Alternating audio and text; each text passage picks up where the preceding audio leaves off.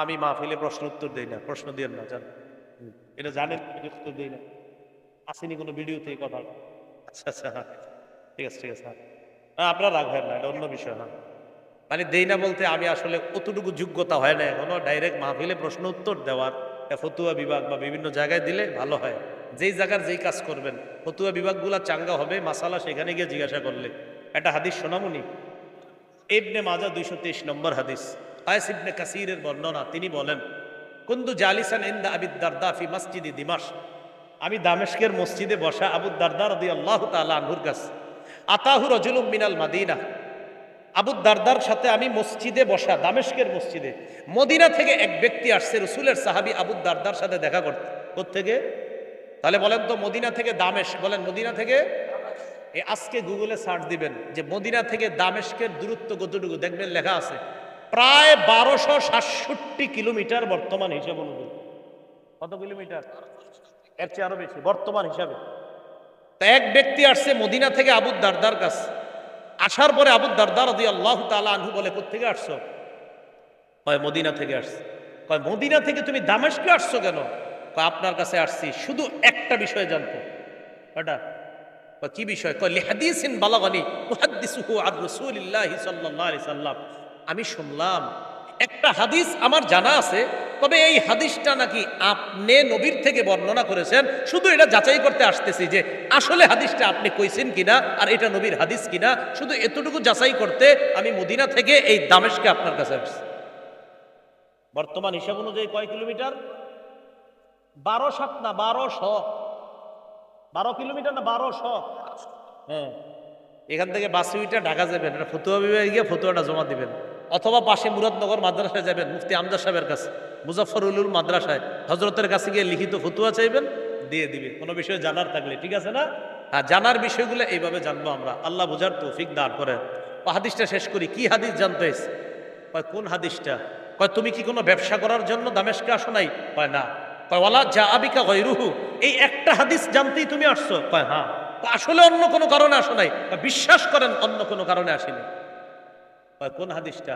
ওই যে একটা হাদিস রাসূল বলছে, মান সালাকা তরিকান ইয়ালতামিসু ফীহি ইলমা সাখালাল্লাহু বিহি তরিকান ইলাল জান্নাহ। নবীজি বলছেন, কেউ যদি রাস্তা অবলম্বন করে ইলম শিখার জন্য, আল্লাহ তার জান্নাতে যাওয়ার রাস্তা সহজ করে দেন। তো এই হাদিসটা নবী বলছে, আর হাদিসটা নাকি আপনি বর্ণনা করেছেন, শুধু এটা যাচাই করতে আসছি। তো আবু দারদা বললেন, হ্যাঁ এই হাদিসটা আমি নবীর থেকে শুনেছি, আমি বর্ণনা করছি। ও এটাই সেই হাদিস, ওই যে আছে না, ইন্নাল উলামা ওয়ারাসাতুল আম্বিয়া, আলেমগণ হলেন নবীদের ওয়ারিস। এটা সেই হাদিস, যে হাদিস আবু দারদা বর্ণনা করেছে। সুবহানাল্লাহ। কি বুঝাইতে চাইলাম? কিছু বিষয় যেগুলো জানার আর কি, এগুলো আমরা আসলে বিভিন্ন প্রতিষ্ঠান কেন্দ্রিক জানলে বিষয়গুলো সহজ হয়। তখন আর দেখবেন আলেমে আলেমে ইউটিউবে আর মারামারি হবে না ইনশাআল্লাহ। আল্লাহ বুঝার তৌফিক দান করেন। কোন জায়গায় ছিলাম? গরিব বন্ধু কয় আমার রবকে, আমার মনে আছে কইছিলাম, বলেন গরিব বন্ধু কয় কি? আমার রবকে আল্লাহ। আমি রবের সাথে কাউকে শরীক করি না। এবার আমার আপনার জন্য একটা শিক্ষা পরের আয়াতে, ওয়ালাউলা ইদ্দাখালতা জান্নাতাকা কুলতা মা শা আল্লাহু লা কুওয়াতা ইল্লা বিল্লাহ। গরিব বন্ধু ধনী বন্ধুকে কয়, তুমি যখন বাগানে প্রবেশ করলা কেন বললা না মা শা আল্লাহ? বলেন তো, বাগানের ফসল সুন্দর, ফল সুন্দর, বাগানে প্রবেশ করলাম, করার পর দেখলাম আমার বাগানের আমগুলা বড় সুন্দর, কি বলবো? ক্ষেতের মধ্যে প্রবেশ করলাম, ধানগুলা বড় চমৎকার, দেখা কি বলবো? অনেকের চোখের আবার নজর খারাপ, এই ফসলের উপর নজর লাগায়, ফসল শেষ। এই যে মাশা আল্লাহ বলা, বলেন কি বলা? একজনের একটা সুন্দর ফুটফুটে বাচ্চা, সুন্দর ছোট্ট সন্তান হয়েছে, দেখার পর কি বলবো? মাশা। তো গরিব বন্ধু কয়, তুমি বাগানে ঢুইকা মাশাআল্লাহ বলতে পারলা না? লা কুওয়াতা ইল্লা বিল্লাহ। আল্লাহর শক্তি ছাড়া কোনো শক্তি নাই। আমার এই ফসল দেওয়ার শক্তি আল্লাহর, আমার এই বাগানে আম দেওয়ার শক্তি আল্লাহর, আমার বাগানে লিচু দেওয়ার শক্তি আল্লাহর। তুমি যখন তোমার বাগানে ঢুকবা এটা তুমি বলতে পারলা না, তো এটা গরিব বন্ধু ধনীকে শিখাচ্ছে, বাকি আমরা শিখে নিলাম। আমাদের যে কোনো নিয়ামত দেখলে আমরা বলবো, সবাই বলেন কি বলবো? আর যদি আরেকটু বাড়ায় এখন সমস্যা হবে না, লা কুওয়াতা ইল্লা বিল্লাহ বললে হবে, সমস্যা নেই। কোরআন আয়াত তো যে মাশা আল্লাহ লা কুওয়াতা ইল্লা বিল্লাহ, আল্লাহ যা চান তাই হয়, লা কুওয়াতা ইল্লা বিল্লাহ, আল্লাহর শক্তি ছাড়া কিছুই হয় না। ঠিক তো? এবার গরিব বন্ধু ধনী বন্ধুরে কয়, ইন তারানি আনা আকাল্লা মিনকা মালাহু ওয়া ওয়ালাদা, তুমি যদিও দেখতেছো আমার সম্পদ কম, সন্তান কম, আমার জনবল কম, ধনবল কম, যদিও তুমি বাহ্যিকভাবে এটা দেখতেছো, তবে মনে রাখো, আসা ফাসা রব্বি আইয়ুতিয়ানি খায়রাম মিন জান্নাতিকা, আমার আশা আমার রব আমাকে তোমার এই বাগানের চাইতে আরো উত্তম বাগান দান করবেন। গরিব বন্ধু কয়, তোমার চোখে আমার সম্পদ কম, আমার জনবল কম, তবে আমার আশা, আসা রব্বি আইয়ুতিয়ানি খায়রাম মিন জান্নাতিক, তোমার এই বাগানের চাইতে উত্তম বাগান আল্লাহ আমাকে দান করবেন। আর আও ইউরসিল আলাইহা হুসবানাম মিনাস সামাই ফাতুসবিহা সাঈদান জালাকা, অথবা ওই বাগানের উপর রাতের বেলা আসমান থেকে কোনো গজব আসবে, আসার পর ফাতুসবিহা সাঈদান জালাকা, তোমার বাগানটা কেমন হবে জানো? সাঈদা, ভূমি হয়ে যাবে, জালাকা, তরুহীন ভূমি, উদ্ভিদ টুদ্ভিদ, এই যে ফসল আজকে দেখতেছো, এমন হতে পারে সকালবেলা একটা ফসলও তুমি পাইবা না। আও ইউসবিহা মাউহা গাওরা, অথবা তোমার ওই বাগানের মধ্যে থাকা যে পানিগুলা, এই পানি শুকায়া যাবে, এমনও হয়ে যেতে পারে। ফালান তাসতাতিআ লাহু তালাবা, পানি আর তালাশ করেও তুমি খুঁজে পাইবা না, এই পানি তালাশ করার জন্য আর কিছু পাইবা না। মুফতি তাকি উসমানী হাফিজাহুল্লাহ, আল্লাহ তার হায়াতে বরকত দান করেন, হযরত এই আয়াতের অনুবাদ করেছেন, অথবা তোমার জমিনের ওই পানি ভূগর্ভে বিলীন হয়ে যাবে, যে পানিটা আছে এটা জমিনের নিচে চলে যাবে, তুমি পাবা না। আর আমাদের বাংলাদেশের মহিউদ্দিন খান সাহেব অনুবাদ করছেন, অথবা তার জমিনের পানি শুকিয়ে যাবে। তাকি সাহেবের অনুবাদটা চমৎকার, হযরত অনুবাদ করছেন উর্দু, আর কি এটার বাংলাটা এমন যে, অথবা তোমার জমিনের পানিটা ভূগর্ভে বিলীন হয়ে যাবে, তোমার পানি আল্লাহ চাইলে এই পানি আরো নিচে নিয়ে তোমার জমিনের পানি আল্লাহ শুকাইয়া দিবে, এটা আল্লাহ পারেন। তখন কি হবে? তোমার জমিন ধ্বংস হয়ে যাবে। ধ্বংস হওয়ার পর কি হবে? বিপদে পড়ে যাবা। এরপরে কি হয় দেখেন, ওয়াহিতা বিসামারি, তার ফসল সব ধ্বংস হয়ে গেল, বলেন নাউজুবিল্লাহ।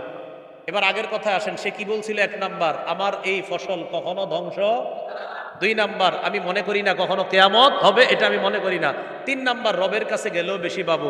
তো প্রথমটাই তো শেষ, এর না বলে জমিন ধ্বংস হবে না।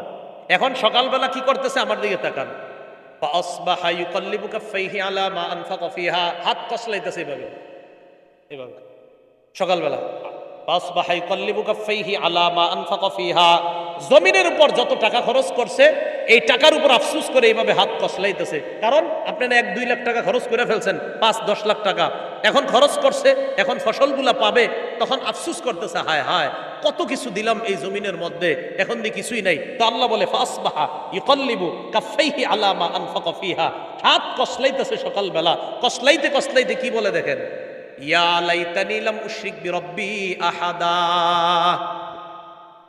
ওয়াহিয়া খাবিয়াতুন আলা উরুশিহা ওয়া ইয়াকুলু ইয়া লাইতানি লাম উশরিক বিরব্বি আহাদা। হাত কসলাইতে কসলাইতে বলে, আল্লাহ আমার সব শেষ। তাকায় দেখে জমিন নাই, তাকায় দেখে খেজুর গাছ নাই, তাকায় দেখে পানি নাই, তাকায় দেখে জমিন নাই, এমনকি যেই জায়গায় বসতো তাকায় দেখে ওই জায়গাটাও নাই। হাত কসলায় কসলায় কয়, ইয়া লাইতানি লাম উশরিক বিরব্বি আহাদা, হায় রবের সাথে যদি শিরিক না করতাম, রবরে যদি বিশ্বাস করতাম, কেমন যদি বিশ্বাস করতাম, তাহলে তো আমার এই অবস্থা হতো না। কথা কি বুঝে আসছে সবার? তাহলে আল্লাহ ওই ধনী কাফের আর গরিব সাহাবী ইমানদারদের থেকে কোথায় আসছে আলোচনায় দেখেন, হাবিব আপনি তাদেরকে শোনান, আমি আল্লাহ চাইলে এই ধনীর সব কিছু দুলিশাত করে দিতে পারি, এমনকি তার বাগানের মধ্যে সে সেখানে বসতো, যে বাড়িঘরের মধ্যে বসতো তার একটা সুন্দর বাড়ি থাকতে পারত, তার বাড়ির ছাদ ছিল, এই সব সহ আমি আল্লাহ ধ্বংস করি। বা জানেন ধ্বংস করার পর কেমন হয়? বা আরেকটা দৃষ্টান্ত দেন, তাহলে এটা বুঝে আসবে। কি? একটু পরে আল্লাহ একটা দৃষ্টান্ত দিচ্ছে, ওয়াদরিব লাহুম মাসালাল হায়াতিদ দুনিয়া কামাইন আনজালনাহু মিনাস সামাই মাআ ফাখতালাতা বিহি নাবাতুল আরদি ফাসবাহা হাশীমান তাজরুহুর রিয়াহ। নবী আপনি দৃষ্টান্ত বর্ণনা করেন পার্থিব জীবনের সৌন্দর্যতা কেমন? কয় পার্থিব জীবনটা এমন, আমার আপনার জীবনটা এমন। কয় কেমন? কয় আসমান থেকে পানি নাজিল করলাম, নাজিল করার পর এই পানির সাথে জমিনের কিছু উদ্ভিদ মিলিত হয়েছে, হওয়ার পর এই উদ্ভিদগুলা ঘাসগুলা একটু মোটা তাজা হয়েছে, ঘন হয়েছে। হওয়ার পর ঘনটা কি সবসময় থাকে না এক পর্যায়ে চিটা হয়? চিটা হয়ে যায়। চিটা হওয়ার পর ফাসবাহা হাসিমা, সব চূর্ণ বিচূর্ণ হয়ে যায়। কেমন চূর্ণ বিচূর্ণ? তাজরুহুর রিয়াহ, বাতাসও উড়ায়া নেওয়া যায়। এক সময় ছিল কত উৎফুল্ল, এই মোটা মোটা হয়ে গেছিল ঘন, তো এক পর্যায়ে চিটা হয়ে যায়, বাতাস উড়িয়ে নেওয়া যায়। বান্দা, তোমার একটা ছোটকাল ছিল, নাতিষ্ণ, তুমি নাদুস নুদুস ছিলা, মা বাবা খুব আদর করছে, একটা সময় বড় হইলা, মনে করতেছো এই যৌবন শেষ হবে না, না একটা সময় আমি তোমারে বুড়া বানায় দিতে পারি, একটা সময় তোমারে শেষ করে দিব। তোমার দৃষ্টান্ত ওই যে চিটা শেষের দিকে, এটার মতো। এই চিটা যেমন শেষ, তুমিও শেষ হবা, হ্যাঁ ঈমান থাকলে তুমি সফল খাও। এটা আল্লাহ বুঝাইতেছে। তো আল্লাহ বলে ওয়াকান আল্লাহু আলা কুল্লি শাইইন মুকতাদিরা, আল্লাহ সব বিষয়ের উপর ক্ষমতাবান। এবার আল্লাহ ফিনিশিং দিচ্ছেন।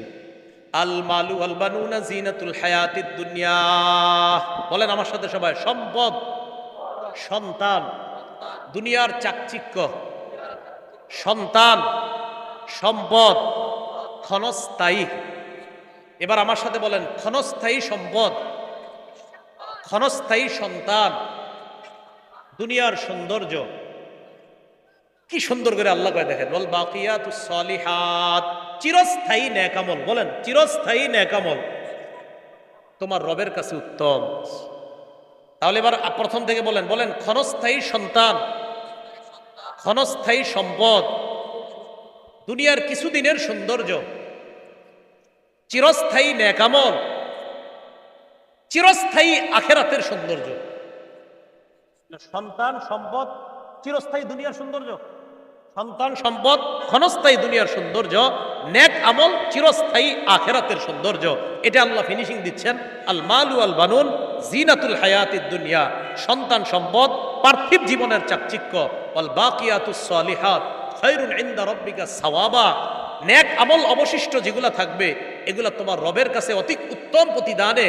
ও খায়রুন আমালা, আশার দিক থেকে অধিক উত্তম। আল্লাহ পাক রব্বুল আলামিন আমাদের সকলকে ধনী কাফের আর বেঈমান, ধনী কাফের আর গরিব ইমানদার যে দৃষ্টান্ত আল্লাহ দুইটা দিলেন, এখান থেকে আমরা শিক্ষা গ্রহণ করব যে একটা মানুষের সম্পদ হালালভাবে যদি হয়, এই হালালভাবে হওয়াটা মনে করতে হবে এটা আমার চিরস্থায়ী না, এটা আমার ক্ষণস্থায়ী। আল্লাহ কিছুদিনের জন্য আমারে দিছে, আমি মইরা গেলে আমার ছেলেরে দিবে, আমার ছেলে মইরা গেলে আমার নাতি পাবে, এইভাবে একদিন আমি শেষ হয়ে যাব। এটা হলো যে ক্ষণস্থায়ী সম্পদের সৌন্দর্যতা, আর চিরস্থায়ী আখেরাতের সৌন্দর্যতা, এটা হলো আমল নামা। তো কাফেরদের উদাহরণ কেন টানছেন? আল্লাহ কয় এরা মনে করে আমার সম্পদ শেষ হবে না, কেয়ামত কোনোদিন হবে না। আল্লাহ কয় না না, সবাইয়ের বুঝাইয়া দেন সম্পদও শেষ হবে, কেয়ামতও আসবে, এবং কেয়ামতের ময়দানে সকলকে উপস্থিত হতে হবে। আল্লাহ পাক রব্বুল আলামিন আজকের আলোচনাটা ধনী এবং গরিব এই দুইটা বিষয়ে আল্লাহ যেটা বুঝাইতে চেয়েছেন, যে ধনী হওয়া দোষের না, কিন্তু হইয়া যদি অহংকারী হয় এটা দোষের। গরিব হওয়া এটাও দোষের না, গরিব হওয়ার পরে যদি ঈমান থাকে এটা জান্নাতে যাওয়ার কারণ। আল্লাহ আমাদের সকলকে যে কথাগুলো বললাম শুনলাম, এই কথার উপর যেন আমরা সবাই আমল করতে পারি। আমি আপনাদের সামনে সূরা কাহফের ২৮ নম্বর আয়াতে কারিমা থেকে কয়েকটি আয়াত তেলাওয়াত করলাম। সূরা কাহফের ২৮ নম্বর আয়াতে আল্লাহ পাক রব্বুল আলামিন গরিব মুমিন আর ধনী কাফেরদেরকে নিয়ে আলোচনা করেছেন। গরিব ইমানদার আর ধনী বেঈমান তাদেরকে নিয়ে আল্লাহ আলোচনা করেছেন। রাসূলুল্লাহ সাল্লাল্লাহু আলাইহি সাল্লামের পাশে গরিব সাহাবায়ে কেরাম বসা থাকতেন, নবীজি তাদের সাথে কথা বলতেন, তাদেরকে সময় দিতেন। ধনী কাফেররা রাসূলুল্লাহ সাল্লাল্লাহু আলাইহি সাল্লামকে বলল, তোমার আশেপাশে এই গরিব মানুষগুলা যদি না থাকতো তাহলে আমরা তোমার ধর্মীয় আলোচনাগুলা শুনতাম, বুঝার চেষ্টা করতাম, কিন্তু এই গরিবদের সাথে বসলে আমাদের মান সম্মান থাকবে না, তাই তোমার কথাও আমাদের শোনা হবে না। এটা কাফের ধনীরা বলল। আল্লাহ পাক রব্বুল আলামিন নবীজিকে স্পষ্ট হুকুম করলেন, হাবিব ধনীদের কথায় যেন আপনার মন ভুলেও গলে না যায়। আপনার মনে যেন এই ধারণা না আসে যে আমার পাশে যারা গরিব আছে তারা যদি কিছু সময় না থাকে, তাদেরকে বুঝায় শোনায় যদি আমি একটু দূরে রাখি, ধনীরা যদি আমার কিছু কথাবার্তা শোনে, তাহলে খারাপ কি? ধনী মানুষরা দুই চারটা ভালো কথা শুনবে, ঈমান আনলে তো ভালো কথা। আমার গরিব সাহাবীদেরকে আমি একটু বুঝায় শোনায় দূরে রাখবো, সমস্যা নাই। আল্লাহ হুকুম করে আয়াত নাজিল করলেন, ওয়াসবির নাফসাকা মাআল্লাযীনা ইয়াদউনা রাব্বাহুম বিল গাদাতি ওয়াল আশিয়্যি ইউরিদুনা ওয়াজহা। যারা আমার সন্তুষ্টি কামনা করে সকাল সন্ধ্যায় তাদের রবকে ডাকে, যারা তাদের রবকে ডাকে এই আশায় যেন তাদের রবের সন্তুষ্টি তারা অর্জন করতে পারে, হাবিব আমি আপনাকে হুকুম করতেছি আপনি ধৈর্যের সাথে ওই সমস্ত মানুষগুলার সাথে নিজেকে সব সময় রাখবেন, তাদের সাথে রাখবেন, ওই কাফেরদের কথায় আপনি গলে যাবেন না। গরিবদের সাথে আপনি নিজেদেরকে রাখবেন। সূরা আনআমে আল্লাহ বলেন, ওয়ালা তাতরুদিল্লাযীনা ইয়াদউনা রাব্বাহুম বিল গাদাতি ওয়াল আশিয়্যি ইউরিদুনা ওয়াজহা। যারা সকাল সন্ধ্যায় তাদের রবকে ডাকে, তাদের রবের সন্তুষ্টির আশায়, আপনি তাদেরকে তাড়িয়ে দিবেন না আপনার পাশ থেকে ধনী কাফেরদের কথায়। ধনী কাফেররা আপনারে বলে তাদের মর্যাদা নষ্ট হবে গরিবদের সাথে বসলে, আমি আল্লাহ হুকুম করতেছি আপনি গরিবদের সাথেই থাকবেন, ওই ধনী কাফেরদের কথা শুনবেন না।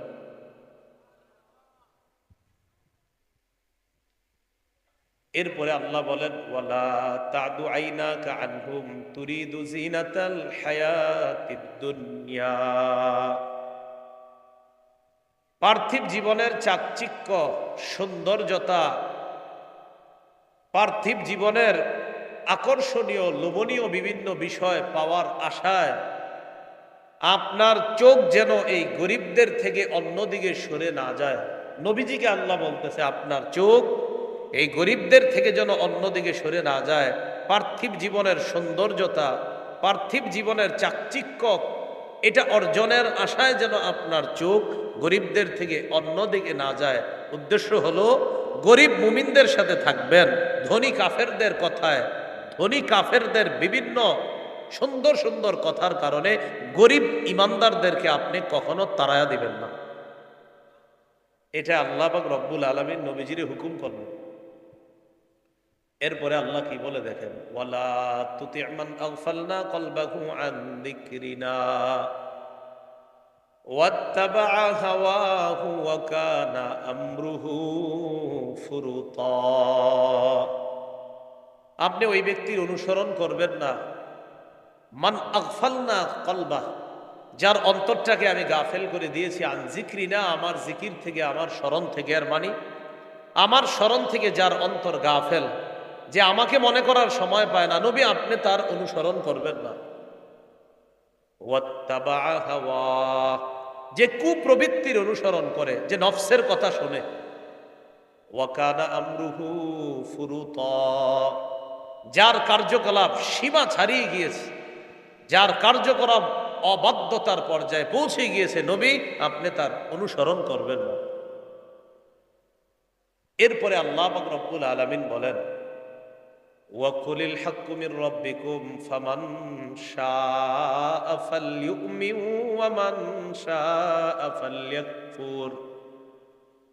হাবিব আপনি বলেন, আল হাক্কু মির রাব্বিকুম,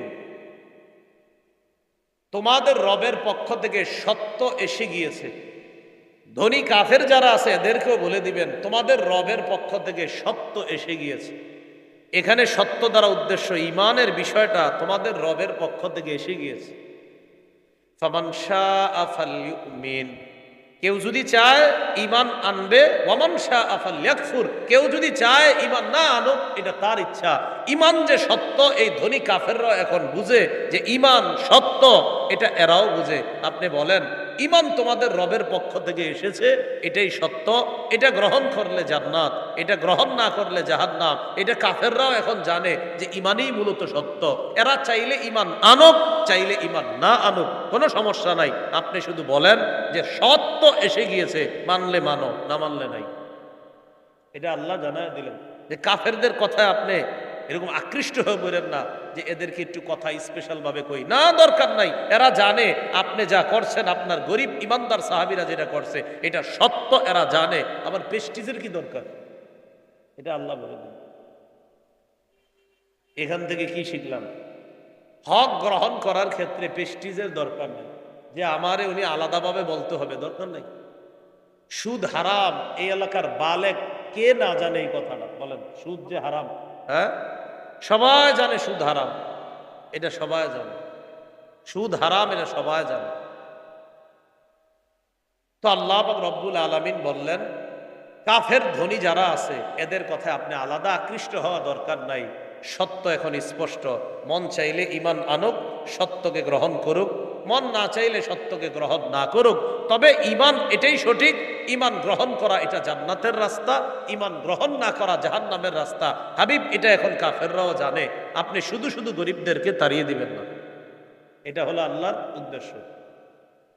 এবার আল্লাহ ফাইনাল একটা রেজাল্ট জানায়া দিলেন। যারা সত্য, ঈমান যে সত্য এটা জানার পরেও যারা এই সত্যকে গ্রহণ না করবে, বলেন তো ঈমান এটা কি সত্য কিনা? বলেন, জান্নাতে যাওয়ার শর্ত ঈমান, এই ঈমানটা কি? বলেন হক, সবাই বলেন হক। হ্যাঁ, এখন আল্লাহ একটা রেজাল্ট জানায়া দিচ্ছেন যে এই সত্যকে যারা গ্রহণ না করবে তারা হলো জালেম। বলেন কি? কেউ যদি এটা জানে যে ঈমান সত্য, এটা জানার পরেও যদি গ্রহণ না করে, তারা কি বলেন তো? জালেম। তো তাদের ব্যাপারে আল্লাহ একটা ফয়সালা দিয়ে দিলেন, ইন্না আ'তাদনা লিজ-যালিমিনা নারান আহাতা বিহিম সুরাদিকুহা। আমি জালেমদের জন্য প্রস্তুত করে রেখেছি আগুন, নাউজুবিল্লাহ। আহাতা বিহিম সুরাদিকুহা, কেমন আগুন? যেই আগুনের দেয়াল তাদেরকে চারদিক থেকে বেষ্টন করে রাখবে, নাউজুবিল্লাহ। এক তো জালেমরা আগুনে থাকবে, এখন আগুনের চারপাশে কি আছে? আল্লাহ কয় আগুনের চারপাশেও আগুনের দেয়াল, এই আগুনের দেয়ালের ভিতরে আগুনে জ্বলতে থাকবে, আগুনের দেয়ালের ভিতরে আগুনে জ্বলতে থাকবে। বিষয়টা কত ভয়ঙ্কর! আল্লাহ আমাদেরকে হেফাজত করেন। এখন আগুনের মধ্যে এই জালেমরা পুড়ে যাওয়ার পর কি করবে? আগুনে পুড়তে পুড়তে পানির পিপাসা লাগবে কিনা? আল্লাহ বলেন,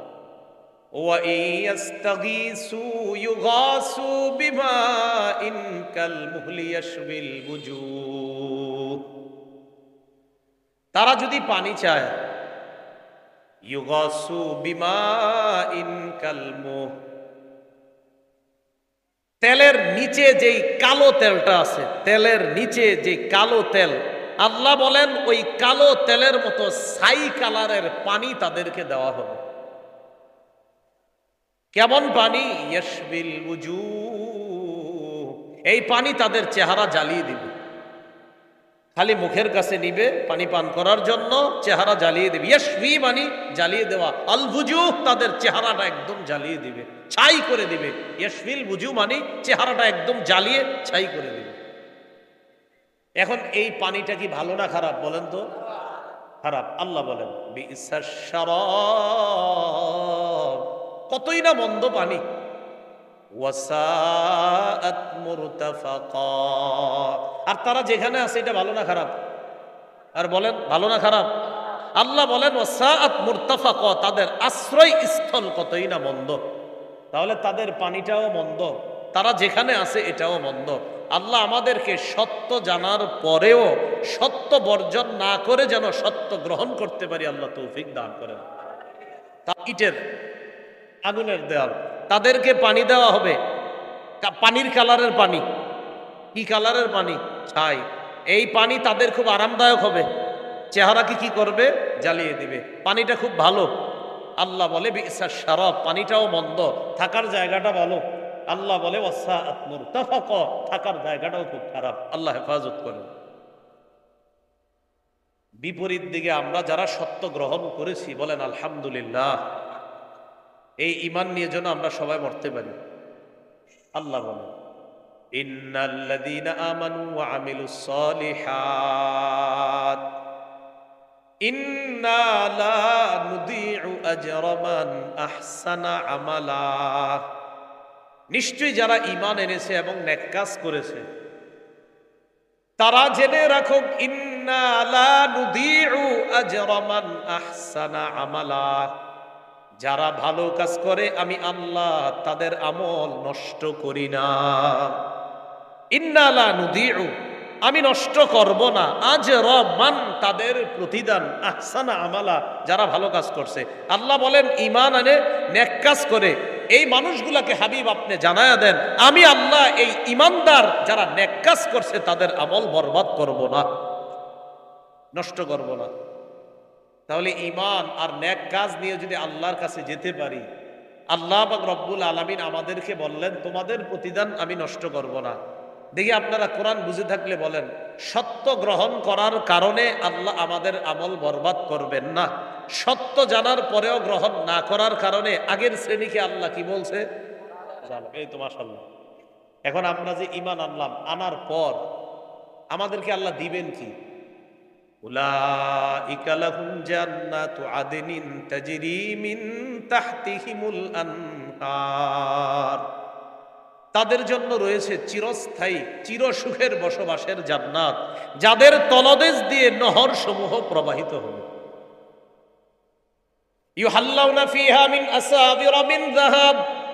আল্লাহ বলেন তাদের হাতের মধ্যে পরানো হবে স্বর্ণের বালা। কিসের বালা?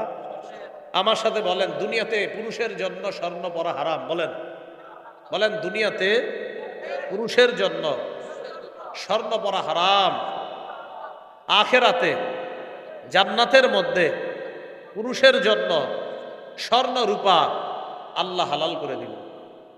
দুনিয়াতে স্বর্ণ পুরুষের জন্য পরা হারাম, তাই পুরুষ দুনিয়াতে স্বর্ণ পরাটা দেখতে খারাপ। আখেরাতে তথা জান্নাতে যাওয়ার পর পুরুষের জন্য স্বর্ণ পরা বৈধ। হুজুর সেখানে কেমন দেখা যাবে? নিশ্চিত সেখানে অনেক সুন্দর দেখা যাবে। এখন আমাদেরকে যদি কেউ বলে আপনাদেরকে, আমাকে, আপনাকে, মিয়া জান্নাতে আল্লাহ স্বর্ণ পরাবে, দুনিয়াতে পরেন না কেন? সাথে সাথে আমি আপনি জবাব দিব দুনিয়াতে আমার রব বলছে দুনিয়াতে স্বর্ণ আমরা পড়তে পারবো না, তাই রবের হুকুম মানতেছি। আখেরাতে রব পড়াবে, সেখানে তো রবেরটা মানবো। আর রব তো এটাই, বান্দা তো এটাই যে বান্দাকে তার রব যখন যেটা বলবে তখন সেটা মানবে। দুনিয়াতে বলছে স্বর্ণ পরবা না, তাই আমি আমার রবের হুকুম পালন করতে গিয়ে স্বর্ণ পরবো না। জান্নাতের মধ্যে আমার রব স্বর্ণ পরাবেন, সেখানে আমার রব স্বর্ণের কারণে আমার হাতের সৌন্দর্য বাড়াবে। এটাই তো রবের গোলামি করা। রব যেখানে বলবে সেখানে করব, যেখানে বলবে না সেখানে করব না। কথা বুঝে আসছেনি সবার?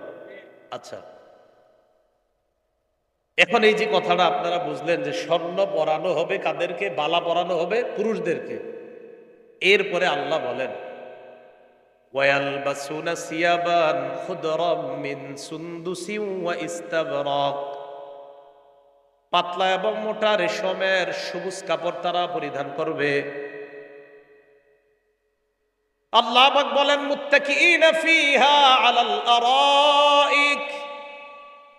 স্বর্ণের বালা পরিধান করবে, স্বর্ণ আর রূপা ইত্যাদি পরিধান করার পর পাতলা এবং মোটা রেশমের কাপড়, সবুজ কাপড় পরিধান করবে। করার পর জাননি তারা কেমনে থাকবে? আল্লাহ বলেন মুত্তাকিইনা ফিহা আলাল আরাইক।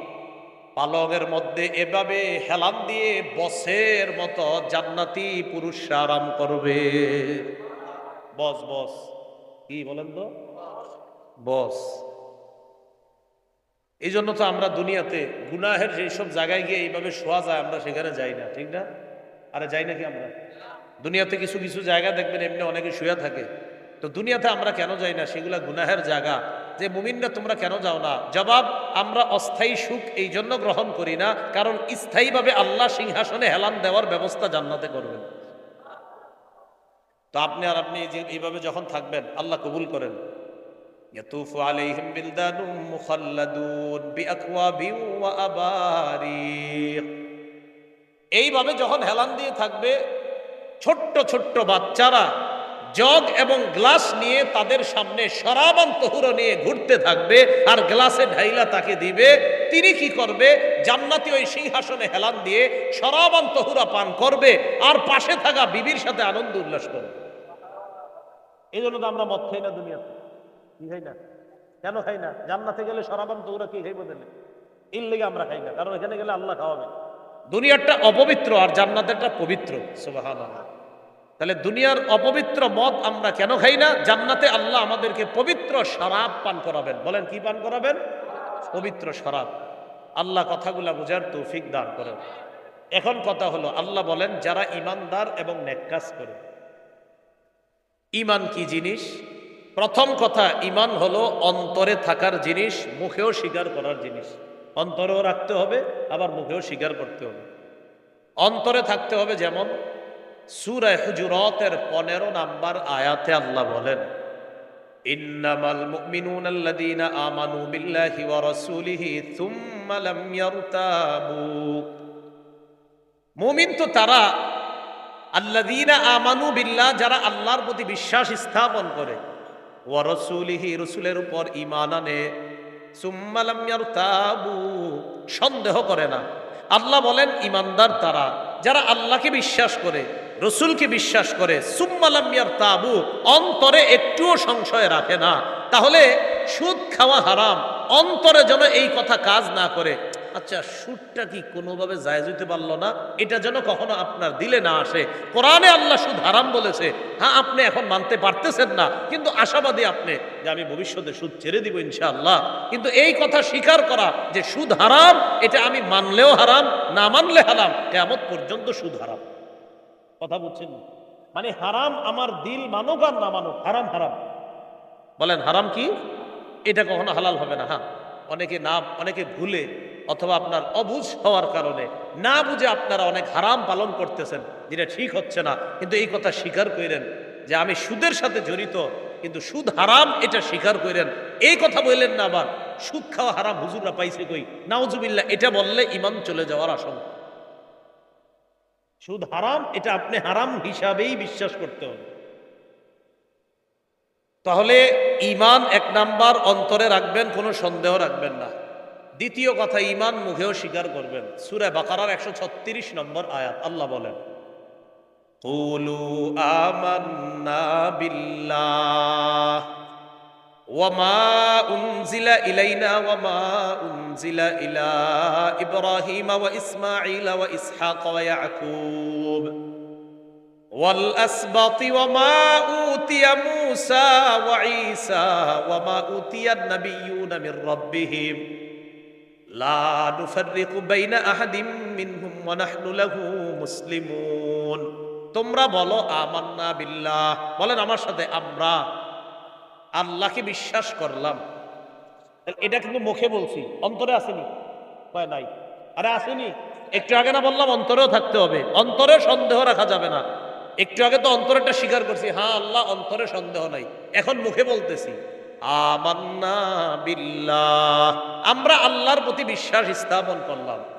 ওয়া মা উনজিলা ইলাইনা, বলেন এবং যা আমাদের প্রতি অবতীর্ণ করা হয়েছে। ওয়া মা উনজিলা ইলা ইব্রাহিম ওয়া ইসমাঈল ওয়া ইসহাক ওয়া ইয়াকুব ওয়াল আসবাত, এবং যা ইব্রাহিম নবী, ইসমাইল নবী, ইসহাক নবী, ইয়াকুব নবী এবং তার বংশধরদের প্রতি নাজিল করা হয়েছে, আল্লাহ এটাও আমরা বিশ্বাস করলাম। তাহলে আমরা আল্লাহর প্রতি বিশ্বাস করলাম, আমাদের প্রতি যা নাজিল করা হয়েছে এটাও বিশ্বাস করলাম। ইব্রাহিম নবী, ইসমাইল নবী, ইসহাক নবী, ইয়াকুব নবী এবং তার বংশধরদের প্রতি যা নাজিল করা হয়েছে আল্লাহর পক্ষ থেকে, এটাও আমরা বিশ্বাস করলাম। ওয়ামা উতিয়া মূসা ওয়া ঈসা, মূসা নবী আর ঈসা নবীকে যা দেওয়া হয়েছে এটাও বিশ্বাস করলাম। এর মানে আমরা আসমানি তাওরাত মানি, আমরা আসমানি ইনজিল মানি। আসমানি ইনজিল কেন বললাম, আসমানি তাওরাত কেন বললাম? কারণ তাওরাত কিতাব আর ইনজিলকে তারা বিকৃত করে ফেলছে ইহুদি খ্রিস্টানরা। এজন্য বললাম আসমানি তাওরাত মানে আল্লাহ আসমান থেকে যেই তাওরাত দিছে ওইটা আমরা বিশ্বাস করি, আসমান থেকে যেই ইনজিল দিছে এটাও আমরা বিশ্বাস করি। ওয়ামা উতিয়ান নাবিয়্যুনা মির রাব্বিহিম, অন্যান্য নবীদেরকে তাদের রবের পক্ষ থেকে যা দেওয়া হয়েছে সব আমরা বিশ্বাস করি। এখন আমার সাথে সবাই বলেন বলেন আল্লাহর পক্ষ থেকে যত নবীকে যা দেওয়া হয়েছে এগুলা অন্তরেও বিশ্বাস করি, মুখেও বিশ্বাস করি। এটার নাম হলো অন্তর এবং মুখে ঈমান। অন্তর এবং মুখে ঈমান, এটা আল্লাহ বলেন ইন্নাল্লাযীনা আমানু ওয়া আমিলুস সালিহাত, যারা ঈমান আনে এবং নেক কাজ করে। এবার নেক কাজ কি জিনিস এটা আবার মন দিয়ে বুঝবো। আমার সাথে সবাই দুইটা বাংলা বলেন, বলেন খাঁটি সঠিক, আবার খাঁটি সঠিক। খাঁটি আর সঠিকের এটার পার্থক্য কি দুইটার মধ্যে? আমার সাথে সবাই বলতে হবে, বলেন কোন আমল আল্লাহর জন্য করলে সেই আমলকে খাঁটি আমল বলে, সেই আমলটাই নবীর পদ্ধতিতে করলে সঠিক আমল বলে।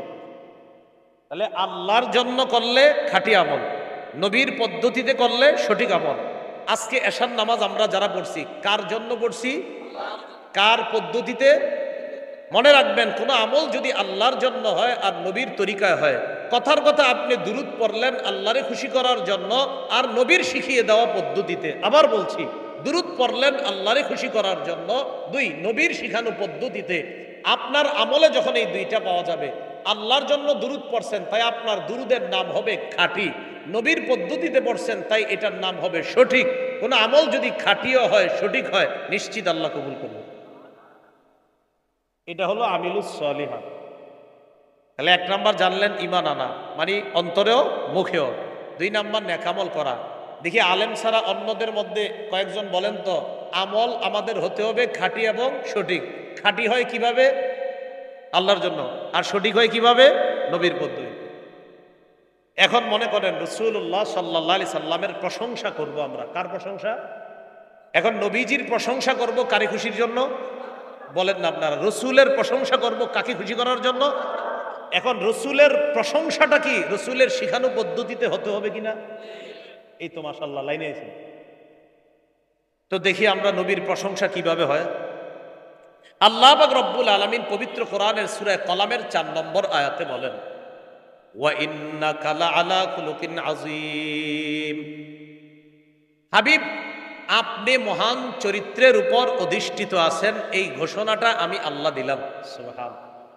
আমাদের নবীর চরিত্রটা মহান, ঘোষণাটা কার? তাহলে আল্লাহ আমাদের নবীর চরিত্রের প্রশংসা করছে। খুব মন দিয়ে বুঝবেন। সূরা আলী ইমরানের 39 নম্বর আয়াতে আল্লাহ পাক রব্বুল আলামিন ইয়াহইয়া নবীর প্রশংসা করে জাকারিয়া আলাইহিস সালাতু ওয়াস সালামকে আল্লাহ পাক রব্বুল আলামিন বলেছিলেন কি সেটা? ঈসা নবীর আম্মা মারিয়াম, এই মারিয়াম একটা কামরার মধ্যে থাকে, মারিয়ামের খাবারের ব্যবস্থা করে দেয় জাকারিয়া নবী। সূরা বাকারার 37, 38, 39 নম্বর আয়াত মনে রাখবেন। 37 নম্বর আয়াত থেকে আমরা কিছু আলোচনা করব। 38 নম্বর আয়াতটা এই এলাকার যাদের সন্তান হয় না তাদেরকে শিখাইয়া দিবেন। আর 39 নম্বর আয়াতটা হলো আমাদের আলোচ্য বিষয়। 37 নম্বর আয়াতে আল্লাহ পাক রব্বুল আলামিন বলেন, জাকারিয়া নবী মারিয়ামের কামরায় গেছে। সূরা আলী ইমরানের 37। আর 38 নম্বর আয়াত হলো যাদের সন্তান হয় না তাদেরকে শিখাইয়া দিবেন, 38 নম্বর আয়াতটা। তো জাকারিয়া নবী মারিয়ামের ঘরে গেছে। যাওয়ার পর জাকারিয়া নবী চিন্তায় পড়ে গেছিলেন যে মারিয়ামের খাবার লম্বা সময় হয়ে গেছে, খাবার দেই নাই। আহারে মারিয়াম খাবার জানি কোত্থেকে পায়। সম্পর্কে খালু হয় জাকারিয়া নবী। তো অনেক পেরেশানি নিয়ে মারিয়ামের কামরায় আসছে। কামরায় ঢুকার পর ওয়াজাদা ইনদাহা রিজকা, কামরায় ঢুকে দেখে কে যেন মারিয়ামের খাবার পৌঁছায় দিচ্ছে। এতটুকু বুঝছেননি সবাই? তো জাকারিয়া নবী প্রশ্ন করলেন, আন্না লাকি হাযা, মারিয়াম খাবার কোত্থেকে আসছে, কে দিছে? মারিয়াম সুন্দর জবাব দিলেন, ক্বালাত হুয়া মিন ইনদিল্লাহ। কোত্থেকে আসবে? আল্লাহর পক্ষ থেকে। এই ইয়াকিনটা, এই বিশ্বাসটা আমার আপনার খুব বেশি পরিমাণে যেন থাকে। বলেন তো সবাই, কার পক্ষ থেকে? মাশাআল্লাহ আপনার ছেলে হয়েছে, কিভাবে হলো? মাশাআল্লাহ আপনার মেয়ে হয়েছে, কে দিছে? আপনার ফসল তো খুব ভালো হয়েছে, মাশাআল্লাহ, কে দিছে? এই বিষয়টা মাথায় রাখ। জাকারিয়া নবী বললেন, খাবার কোত্থেকে আসছে, কে দিছে? কে দিবে? আল্লাহর পক্ষ থেকে। ইন্নাল্লাহা ইয়ারযুকু মান ইয়াশাউ বিগাইরি হিসাব। নিশ্চয় আল্লাহ পাক রব্বুল আলামিন যাকে ইচ্ছা তাকে হিসাব ছাড়া রিজিক দান করেন। জাকারিয়া নবী বৃদ্ধ মানুষ, সন্তান হয় না, ওনার স্ত্রী বয়োবৃদ্ধা, সন্তান হয় না। উনি মনে মনে চিন্তা করলেন, আল্লাহ যদি মারিয়ামরে এইভাবে খাবার পৌঁছাইতে পারে, কেউ মারিয়ামরে খাবার দিল না, আল্লাহ কুদরতিভাবে যদি দিতে পারে, আমি বৃদ্ধ হয়ে গেছি, আমার স্ত্রী বয়োবৃদ্ধা, আল্লাহ চাইলে এই বয়সেও আমাকে বাবা ডাক আর আমার স্ত্রীকে মায়ের ডাক আল্লাহ শোনাইতে পারে। ইয়াকিন আর বিশ্বাস নিয়ে হুনালিকা দাআ জাকারিয়া রাব্বাহ। জাকারিয়া নবী আল্লাহর কাছে দোয়া করলেন, রব্বি হাবলি মিন লাদুনকা যুররিয়াতান তাইয়্যিবা ইন্নাকা সামিউদ দুআ। এই দোয়াটা, রব্বি হাবলি মিন লাদুনকা যুররিয়াতান তাইয়্যিবা ইন্নাকা সামিউদ দুআ। 38 নম্বর আয়াত সূরা আলে ইমরান। হাফিজি কোরআন শরীফের 3 নম্বর পারা খুলবেন, 14 নম্বর পৃষ্ঠা, একদম শুরুর লাইনটা এই আয়াতটা। যাদের সন্তান হয় না, স্বামী আর স্ত্রীরে বলবেন আপনারা আল্লাহর কাছে এই দোয়াটা করেন। এই মনে থাকবে নি কোন সূরা? সূরা আলে ইমরান। কত নম্বর আয়াত? 38। হাফিজি কোরআন 3 নম্বর পারা, 14 নম্বর পৃষ্ঠা, একদম শুরুর লাইনটা। আল্লাহ পাক রব্বুল আলামিনের কাছে জাকারিয়া নবী বলতেছে, রব্বি হাবলি মিন লাদুনকা যুররিয়াতান তাইয়্যিবা, রব আপনার পক্ষ থেকে আমার একটা সন্তান দেন। ইন্নাকা সামিউদ দুআ, আল্লাহ আপনি তো দোয়া শ্রবণ করেন, আপনি দেন। এটা গেল 38 নম্বর আয়াত। এবার 39 নম্বর আয়াতটা দেখেন। জাকারিয়া নবী নামাজে দাঁড়াইবে আর কি, নামাজে দাঁড়াইতেছে। ফানাদাতুল মালাইকাতু ওয়া হুয়া কাইমুন ইউসাল্লি ফিল মিহরাব। জাকারিয়া নবী নামাজের মধ্যে দাঁড়ায় নামাজ পড়ছিলেন, ফেরেশতারা ডাক দিলেন, ও জাকারিয়া পয়গম্বর, আল্লাহর কাছে যে দোয়া করছেন কবুল হয়ে গেছে। তো যাদের সন্তান হয় না এদেরকে বলবেন একটু তাহাজ্জুদ নামাজ পড়া কান্না করেন। জোহরের পরে 2 রাকাত সলাতুল হাজত পড়েন, মাগরিবের পরে অতিরিক্ত 2 রাকাত সলাতুল হাজত পড়েন, এশার পরে অতিরিক্ত 2 রাকাত সলাতুল হাজত পড়েন। এই নিয়তে বলেন, আল্লাহ 10 বছর 15 বছর বিয়ে করলাম, এখন একটা সন্তান হয় না মাওলা। তো এই 2 রাকাত নামাজ পড়ার পর চোখের পানি ছাড়েন। আগে দেখবেন পুরুষ যারা আছেন যদি মসজিদে নামাজ পড়েন, তো মসজিদে নামাজ যদি নফল নামাজ অতিরিক্ত 2 রাকাত পড়েন, আশেপাশে যদি দেখেন কেউ আছে, আস্তে অপেক্ষা করেন। দেখবেন মাগরিবের পরে সব মুসল্লিগুলা বের হয়ে যাওয়ার পর লাইটটা অফ করে দেন, হালকা আলো রাখেন মসজিদের ভিতর, আর একটা ফ্যান ছাড়া আছে কোনার মধ্যে।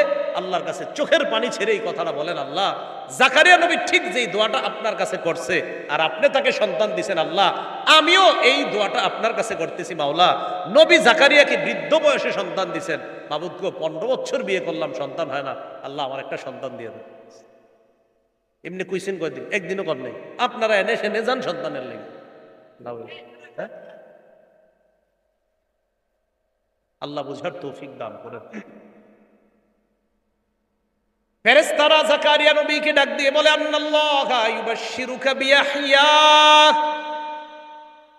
আল্লাহ পাক রব্বুল আলামিন আপনাকে একটা সন্তানের সুসংবাদ দিচ্ছে। এই সন্তানের নামও আল্লাহ রেখে দিয়েছে, নামটা হবে ইয়াহইয়া। জন্মের আগে নামও রেখে দিয়েছে আল্লাহ। সুবহানাল্লাহ, কেমন দোয়া কবুল করছে, সন্তান না হইতেই নামও আল্লাহ রেখে দিয়েছে। এই সন্তানের 4টা গুণ হবে, মুসাদ্দিকাম বিকালিমাতিন মিনাল্লাহ। 1 নাম্বার, এই সন্তান আল্লাহর কালিমাকে সত্যায়নকারী হবেন। 2 নাম্বার, ও সাইয়্যিদা, নেতা হবেন। 3 নাম্বার, ও হাসুরা, এই সন্তান পবিত্র হবে। 4 নম্বর দেখেন কি বলে, ওয়া নাবিয়্যাম মিনাস সালিহিন, এই সন্তান একজন নেককার নবী হবেন।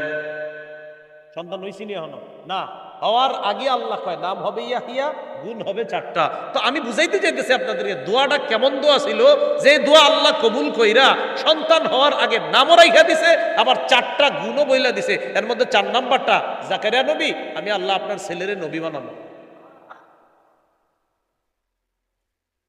কেন আপনাদেরকে এটা বলছি মাথায় রেখেন কিন্তু, যে আমরা নবীর প্রশংসা করব আল্লাহরে খুশি করার জন্য, আর নবীর পদ্ধতিতে যতটুকু আমাদেরকে বলছে করতে এতটুকু। কারণ আমরা নেকামল করব 2 গুণওয়ালা নেকামল, খাঁটি সঠিক। তো এখন আল্লাহ জাকারিয়া নবীর কি করলেন? ইয়াহিয়া নবীর প্রশংসা করলেন। অনেক সময় আপনাদের পরীক্ষার কুইজে আসে কোন নবী জন্মের আগে আল্লাহ নাম রেখে দিছে, লিখে দিবেন ইয়াহিয়া নবী। আর দাখিল এইচএসসি যারা দেন এমসিকিউ আসে না 40টা, 40-এ 40, ওখানেও দেখবেন 4টা আসে, চুস করে মেরে দিবেন ইয়াহিয়া নবী। হ্যাঁ, সাইড দিয়ে। এখন জানি না নিয়মটা কি, আমি দাখিল যখন দিছি তখন ওই নিয়ম ছিল আর কি, এখন কি জানি না। এখন আসে এমসিকিউ, আচ্ছা আচ্ছা আচ্ছা, ভরট, হ্যাঁ ভরট। তো রাসূলুল্লাহ সাল্লাল্লাহু আলাইহি সাল্লাম এবার কি বলে দেখেন, মানুষের প্রশংসা। সহিহ বুখারীর বর্ণনা 3445 নম্বর হাদিস। তাহলে আমাদের নবীর প্রশংসা করেছেন কে? আর আপনারা আমার সাথে ওয়াদা করছেন আমরা নবীর প্রশংসা ততটুকু করব যতটুকু আল্লাহ করেছেন, আর নবী যতটুকু করতে যেই পদ্ধতিতে করতে বলেছেন, কারণ আমাদের আমল হতে হবে খাঁটি সঠিক। রাসূলুল্লাহ সাল্লাল্লাহু আলাইহি সাল্লাম বলেন, লা তাতরুনি কামা আতরাতিন নাসারা ইবনে মারইয়াম। নবীজি বলেন, তোমরা আমার প্রশংসা এত পরিমাণ করবা না, এত বাড়াবাড়ি প্রশংসা করবা না। ঈসা নবীর প্রশংসা করতে করতে খ্রিস্টানরা এত বেশি প্রশংসা করছে, প্রশংসা করতে করতে কয় ঈসা আল্লাহর ছেলে। আল্লাহ নবী কয় ঈসা নবীর উম্মত প্রশংসা করতে করতে যেমন বাড়াবাড়ি করছে, আমার প্রশংসা করতে করতে এমন বাড়াবাড়ি তোমরা করবা না। মুসনাদে আহমদের বর্ণনায় আল্লাহ নবী বলেন, আমার ততটুকু প্রশংসা করবা যতটুকু আল্লাহ করেছেন, এর চাইতে বেশি করবা না। এখন আপনাদের কথা হইতে পারে, হুজুর নবীর অনেক প্রশংসা করতে চাই, কিভাবে করব? আম্মা জান আয়েশা সিদ্দিকা বলেন, আল্লাহ নবীর চরিত্রটা যদি দেখতে চাও, কানা খুলুকুহু আল কোরআন, পুরা কোরআনটাই রাসূলের চরিত্র। তো আপনি যদি রাসূল সাল্লাল্লাহু আলাইহি সাল্লামের গুণাবলী বর্ণনা করতে চান, কোরআন খুলেন, হাদিস খুলেন, একের পরে এক বলতে বলতে আপনি সারা জীবনের মাহফিলও শেষ করতে পারবেন না। তো কেন বাড়ায়া বলতে হবে? তাহলে ততটুকু বলবো যতটুকু আল্লাহ বলছেন, ততটুকু বলবো যতটুকু রাসূল সাল্লাল্লাহু আলাইহি সাল্লাম বলতে বলেছেন। তো রাসূলুল্লাহ সাল্লাল্লাহু আলাইহি সাল্লাম কি বললেন? আমার প্রশংসা করবা উম্মত করতে গিয়ে সীমা অতিক্রম করো না, বাড়াবাড়ি করবা না। আল্লাহ কথাগুলা বুঝার তৌফিক দান করুন। তাহলে 1 নাম্বার ঈমান, 2 নাম্বার নেক আমল। বলেন তো নেক আমল কয় গুণওয়ালা হতে হবে? মানে আমরা এক খাঁটি হতে হবে, সঠিক হতে হবে। খাঁটি হবে আল্লাহর জন্য আমল হইলে, সঠিক হবে ইন্না লিল্লাহি ওয়া ইন্না ইলাইহি রাজিউন, আর সঠিক হবে রাসূলুল্লাহ সাল্লাল্লাহু আলাইহি সাল্লামের পদ্ধতিতে হবে। আমরা অতিক্রম করব না, নবীর প্রশংসা করব আল্লাহর হুকুম অনুযায়ী, নবীর প্রশংসা করব নবীর শিখানো পদ্ধতি অনুযায়ী ইনশাআল্লাহ। এরপরে আল্লাহ পাক রব্বুল আলামিন বলেন, ওয়াদরিব লাহুম মাসালার রাজুলাইনি জাআলনা লিআহাদিহিমা জান্নাতাইন। একটু রয়ে গেছে, নি'মাস সাওয়াবু ওয়া হাসুনাত মুরতাফাকা। ধনী কাফেরদের ব্যাপারে আল্লাহ বললেন, ঈমান সত্য জানার পর যারা ঈমান আনে না তারা হলো জালেম, তাদের ঠিকানাটা মন্দ, তাদের পানিও মন্দ। ঠিক না? ওই যে পানি মন্দ, ঠিকানাও মন্দ। আর যারা ঈমান আনবে, আনার পর তাদেরকে আমি আল্লাহ যে জান্নাত দান করব, এই জান্নাতটা কেমন? আল্লাহ কয় নি'মাস সাওয়াব, কতই না উত্তম প্রতিদান, ওয়া হাসুনাত মুরতাফাকা, আর তাদের ঠিকানাটা কতই না উত্তম। তাহলে জান্নাতীরা যেখানে ঠিকানাটা উত্তম, আর জাহান্নামীরা যেখানে আশ্রয়স্থলটা ভয়ঙ্কর। আল্লাহ আমাদের সকলকে দুনিয়াতে থাকতেই যেন জান্নাতি হয়ে আমরা কবরে যেতে পারি, আল্লাহ তৌফিক দান করুন। এবার আল্লাহ পাক রব্বুল আলামিন আমাকে আপনাকে 2 ব্যক্তির দৃষ্টান্ত দেওয়ার জন্য রাসূলুল্লাহ সাল্লাল্লাহু আলাইহি সাল্লামকে হুকুম করেছেন। কয় ব্যক্তি?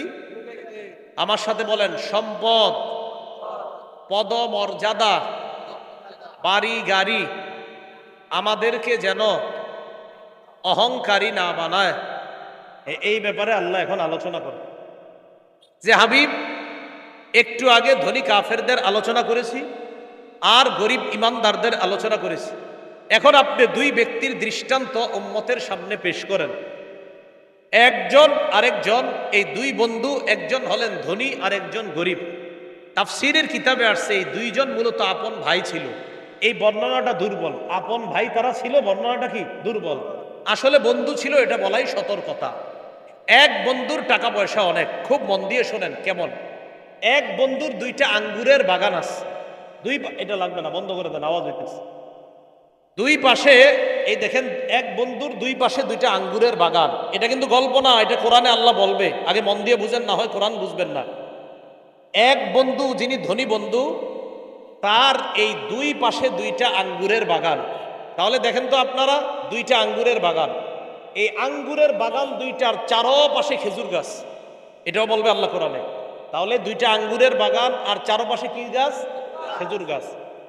আঙ্গুরের দুই বাগানের মাঝখানে, এই যে আঙ্গুরের দুই বাগানের মাঝখানে আবার জমিন, ফসলি জমিন। তাহলে এবার আপনারা বলেন, দুই পাশে কি? আঙ্গুরের বাগান। এই আঙ্গুরের বাগানের চারপাশে কি গাছ? আর আঙ্গুর বাগান যে দুইটা, এই দুইটার মাঝখানে কি আছে? ফসলি জমিন আছে। এই ফসলি জমিনগুলাতে পানি দেওয়ার জন্য, খেজুর গাছে পানি দেওয়ার জন্য ওই বাগানের আশেপাশে আবার ছোট্ট ছোট্ট সুন্দর নহর আছে, যেন এখান থেকে পানি তুলে তুলে দেওয়া যায়। ওই ব্যক্তির এই জমিনের মধ্য থেকে, খেজুর গাছ থেকে আর এই দুইটা ফলের বাগান থেকে প্রচুর পরিমাণে ফল পায়, ফসল পায়, খেজুর পায়, তার নেয়ামতের কোনো শেষ নাই। এটার মধ্যে বসার জন্য তার সুন্দর সিংহাসনও আসে, যেন সে তার বাগানে আইসা বসতে পারে। এতটুকু বুঝে থাকলে আপনারা বলেন, এক ধনী বন্ধু, তার দুই পাশে দুইটা বড় বড় কিসের বাগান? আঙ্গুরের বাগানের চারপাশে কি গাছ? দুই আঙ্গুরের বাগানের মাঝখানে কি জমিন? ফসলি জমিন। আবার আশেপাশে পানি দেওয়ার জন্য খালের মতো, যে যেরকম দুনিয়াতে দেখি আমরা ছোট ছোট নহর আছে। এতটুকু বুঝছেননি সবাই? আচ্ছা, এখন এই ব্যক্তির একটা গরিব বন্ধু আছে। ওই গরিব বন্ধু যখন তার কাছে দেখা করতে আসছে, তখন এই ধনী বন্ধু কয়, কিরে বেটা, তুই কি করলি জীবনে? কয়, কেন, কি হয়েছে? আমার কি পরিমাণ সম্পদ দেখছস? আচ্ছা, তাই তো, তোর তো কিছুই নাই। দেখেন কি কয়, বলতে বলতে এক পর্যায়ে বলে, শোন, আমার যে পরিমাণ সম্পদ, এগুলা কখনো ধ্বংস হবে বলে আমি মনে করি না। আপনারা কোন তো, এই যে আমি আপনি বসে রয়েছি, আমরা চিরদিন বেঁচে থাকবো? আমাদের বাড়ি গাড়ি সম্পদ চিরদিন বেঁচে থাকবে? শেষ হয়ে যাবে, ঠিক না? এলো এক নাম্বার কথা। কোন বন্ধুর কথা? আমার সম্পদ শেষ হবে না, ধনী বন্ধু। দুই নাম্বার, ধনী বন্ধু কয়, দোস্ত, তোরা খালি কেয়ামত কেয়ামত বলস, কেয়ামত কোনোদিন হবে বলে আমি বিশ্বাস করি না। এগুলো দুই নাম্বার, ধনী বন্ধুর কথা। তিন নাম্বার কয়, দোস্ত, কেয়ামত যদি কোনোদিন হয়েও যায় তোর কথা অনুযায়ী, আমি তো বিশ্বাস করি না, কিন্তু তোর কথা অনুযায়ী যদি হয়, তারপরে কি হবে? কয়, তারপরে রবের কাছে যেতে হবে। আবার রবও বিশ্বাস করে না। কয়, তোর কথা অনুযায়ী যদি কেয়ামতও হয় আর রবের কাছেও যদি যাই, তাহলে এইখানে আমার যে দুইটা আঙ্গুরের বাগান না, এর চাইতে আরো বড় বাগান সে দিবে আমাকে, আর আমি দুইটা গেলে বিশ্বাস করি না। যদি যাইও, আমার যে স্ট্যাটাস, এই অনুযায়ী আরো বড় কিছু দিবে আমারে। এটা হলো ধনী বন্ধুর বক্তব্য। তাহলে কয়টা খারাপ কথা বলছে? তিনটা। আমার এই বাগান ধ্বংস হবে বলে আমি বিশ্বাস করি না, কেয়ামত কখনো হবে বলে আমি বিশ্বাস করি না, রব বলতে কিছু নাই, থাকলেও আমি যদি তার কাছে যাই, আমার যে মর্যাদা, এই মর্যাদা দেখাই রব আরো বেশি দিতে বাধ্য হবে আমার। এটা হলো ধনী বন্ধুর বক্তব্য। এটা কোনো গল্প নয়, কোরআনে ঠিক এগুলোই বলছে আল্লাহ। দেখেন কি বলে আল্লাহ, ওয়াদরিব লাহুম মাসালার রাজুলাইনি জাআলনা লিআহাদিহিমা জান্নাতাইনি মিন আ'নাব ওয়া হাফাফনাহুমা বিনাখলিন ওয়া জাআলনা বাইনাহুমা যারআ। নবী, আপনি তাদের সামনে বর্ণনা করেন ওই দুই ব্যক্তির দৃষ্টান্ত। জাআলনা লিআহাদিহিমা জান্নাতাইনি মিন আ'নাব, যেই দুইজনের একজনকে আমি আল্লাহ দুটি আঙ্গুরের বাগান দিলাম। জাআলনা লিআহাদিহিমা, আমি আল্লাহ তাদের দুইজনের একজনকে, মিন আ'নাব, আমি তাদের দুইজনের একজনকে, জান্নাতাইন, জান্নাতাইনি মানে দুইটা বাগান, মিন আ'নাব, আ'নাব মানে আঙ্গুর, আমি আল্লাহ তাদের দুইজনের একজনকে দুটি আঙ্গুরের বাগান দিলাম। এখন আপনারা বলেন, আঙ্গুরের বাগানের চারপাশে জানি কি? হ্যাঁ, বলতে হবে কিন্তু, জানি কি? আল্লাহ বলেন, ওয়া হাফাফনাহুমা বিনাখলিন, আমি এই দুই বাগানের চারপাশটা খেজুর গাছ দ্বারা ঘেরাও করলাম। সুবহানাল্লাহ। তাহলে বাগান দুইটাকে খেজুর গাছ দ্বারা বেষ্টন করে ঘেরাও করলাম, তো দেখতে খুব সুন্দর দেখা যায়, চারপাশে খেজুর গাছ, মাঝখানে দুইটা বাগান। এরপরে আপনারা বলেন, দুই বাগানের মাঝে জানি কি? ওয়াজআলনা বাইনাহুমা যারআ, দুই বাগানের মাঝখানে আমি আল্লাহ আবার ক্ষেত খামার করে দিলাম। সুবহানাল্লাহ। এবার দেখেন কি কয়, কিলতাল জান্নাতাইনি আতাত উকুলাহা, দুই বাগান প্রচুর পরিমাণ ফল দেয়, ফসল দেয়। ওয়ালাম তাজলিম মিনহু শাইআ, সামান্য কম করে না, দুই বাগান যথেষ্ট ফল ফসল দেয়। ওয়াফাজ্জারনা খিলালাহুমা নাহারা, দুই বাগানের মাঝে মাঝে আমি আবার নহর করে দিয়েছি, সুন্দর সুন্দর নহর। তো এই অবস্থায় আল্লাহ ওই ধনী বন্ধুর বাগানের কথা পেশ করলেন, করার পর আল্লাহ পাক রব্বুল আলামিন বলেন, কিলতাল জান্নাতাইনি আতাত উকুলাহা ওয়ালাম তাজলিম মিনহু শাইআ ওয়াফাজ্জারনা খিলালাহুমা নাহারা ওয়া কানা লাহু সামারুন ফাকালা লিসাহিবিহি ওয়া হুয়া ইউহাবিরু ওয়া কানা লাহু সামার, ধনী বন্ধুর প্রচুর ফসল হয়, সম্পদ হয়। ফাকালা লিসাহিবিহি ওয়া হুয়া ইউহাবিরু, ধনী বন্ধু গরিব বন্ধুকে কথার ছলে বলে, আনা আকসারু মিনকা মালা ওয়া আ'আজ্জু নাফারা, আমি তোমার চাইতে আকসারু মিনকা মালা, সম্পদ আমার বেশি, ওয়া আ'আজ্জু নাফারা, জনবল আমার বেশি। আমি তোমার চাইতে সম্পদেও বেশি, ওয়া আ'আজ্জু নাফারা, আমি তোমার চাইতে জনবলেও অধিক শক্তিশালী। বলেন নাউজুবিল্লাহ। দুনিয়াতেও দেখবেন যাদের টাকা আছে তাদের পিছনে লোক সংখ্যা কম না বেশি? বেশি। তো ধনী বন্ধু কয়, তোমার চাইতে আমার টাকাও বেশি, আবার তোমার চাইতে আমার জনগণের শক্তিও বেশি। এই কথা বইলা এবার ধনী বন্ধু গরিব বন্ধুরে নিয়ে বাগানে প্রবেশ করছে। ওয়া দাখালা জান্নাতাহু ওয়া হুয়া যালিমুল লিনাফসি, ধনী বন্ধু তার বাগানে প্রবেশ করলো, এমন অবস্থায় নিজের উপর জুলুম করছে। এর মানে সে অবিশ্বাস করে, সে ঈমান রাখে না, আর কুফরি করে। এই অবস্থায় বাগানে প্রবেশ করছে। করার পর কি কয় দেখেন, ক্বালা মা আযুন্নু আন তাবিদা হাযিহি আবাদা, ধনী বন্ধু কয়, আমি বিশ্বাস করি না কখনো আমার এই বাগান ধ্বংস হবে। কি গল্পটা আগে বলছিলাম নি, এই যে কোরআনে আসছে, ক্বালা মা আযুন্নু আন তাবিদা হাযিহি আবাদা, ধনী বন্ধু বলে এই বাগান কখনো ধ্বংস হবে বলে আমি বিশ্বাস করি না। দুই নাম্বার, ওয়া মা আযুন্নু সাআতা কাইমা, আমি কখনো মনে করি না যে কিয়ামত হবে। বলেন নাউজুবিল্লাহ। আপনারা বলেন তো, আমাদের ইমানদারদের বিশ্বাস কিয়ামত কখনো হবে না নিশ্চিত হবে? কবে হবে জানে কে? আল্লাহ, কিন্তু হবে। এরপরে তিন নাম্বার কথাটা জানি কি ছিল, যদি রবের কাছে যাই, রব তো বিশ্বাস করে না। ওয়ালা ইরুদিত্তু ইলা রাব্বি লাআজিদান্না খায়রাম মিনহা মুনকালাবা, আমাকে যদি আমার রবের কাছে ফিরিয়ে দেওয়া হয়, লাআজিদান্না খায়রাম মিনহা মুনকালাবা, তাহলে ওই রবের কাছে এর চাইতে আরো বেশি আমি পাবো, আরো উত্তম পাবো। বলেন নাউজুবিল্লাহ। এই কথা ধনী বন্ধুর বক্তব্য।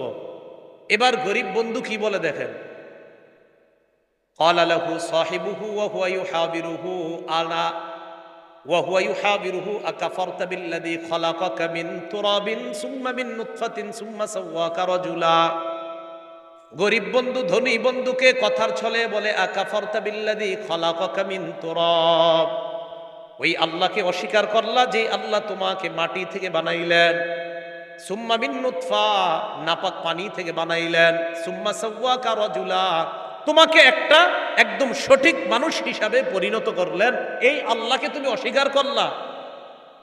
গরিব বন্ধু এবার বলে, লাকিন্নাহু আল্লাহু রাব্বি, আমার বিশ্বাস হলো আমার রব হলেন আল্লাহ। বলেন, ইমানদারদের রব, আমাদের বিশ্বাস আমাদের রব। তো এবার ধনী বন্ধুকে গরিব বন্ধু কয়, আকাফারতা বিল্লাযী খালাকাকা মিন তুরাবিন সুম্মা মিন নুতফাতিন সুম্মা সাওয়াকা রাজুলা, ওই আল্লাহরে অস্বীকার করো যিনি তোমারে মাটি দিয়ে বানাইলেন, যিনি তোমারে নাপাক পানি থেকে বানাইলেন, যিনি তোমাকে একটা সুস্থ সবল মানুষ বানাইলেন, তুমি আল্লাহরে অস্বীকার করলা। আমার বক্তব্য তুমি শুনে নাও, লাকিন্নাহু আল্লাহু রাব্বি, তিনি হলেন আল্লাহ, তিনি আমার রব।